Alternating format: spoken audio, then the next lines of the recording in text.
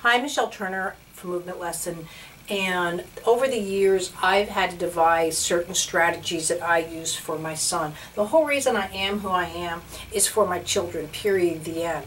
I had to do whatever I had to do to make them successful, and I've used those strengths now to help other people for their children to become successful. I do work with everyone, but my particular interest, of course, I think in anyone's interest, are the children, especially prior to diagnosing or going through that process where you're going to professionals. I get that, but it's like us watching a train wreck happen. You want to help your child in that delayed of doctors, therapists, evaluations, when you're just witnessing it all and can't do a thing. Sometimes it feels like. Another thing that really happens to a parent in particular is everybody goes out of their way to tell you what's wrong with that child. They don't mean to. That's how they work. This is what's wrong. These are our goals. I think a lot of people don't see potentials or quality in the child because they're looking at the overall circumstance. I totally get my child couldn't eat, dress himself, this, that, and the other. But there were some key things that I noticed, and they were very subtle. And that's how I work. I work even at Movement Lessons. I work with those subtle details. I work on things people just don't feel are necessary, maybe. I do. And it might be balanced through the central nervous system, through the tailbone, into the sacrum. I get that. And I can play with that forever. And people go, well, you've done that. No, I haven't. Not to where I want it to go or where the child wants to go. And that might just be for that child, not for another child. So I've come up with 5 essentials to work with your child. And again, they might be the smallest little thing, and they're really different for every single child.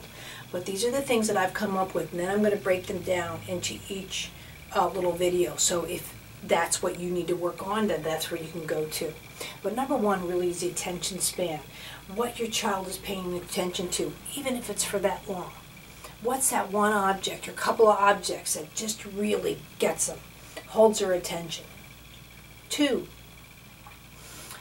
it's their persistence. Is there one thing or an event or something that they're just determined to go or do for that they might not have for anything else? Seeks assistance. This is my 3rd one. Is there something that they're coming to you for help with? And again, the clues to look for are so subtle in some cases, but is there something that they're doing or need help with that you're going to help them with? Their social skills. Even though, quote, my child is, do they have a social skill or a skill in their social vocabulary where they have an attention to details? And the last one is their temperament. Again, is there one thing that they do that they have, let's say in your vocabulary, is a patience for, or an excitement for, whatever it is, that again, they might not have for anything else. So those are the 5 things you want to start working on, and now let's go into them for more detail.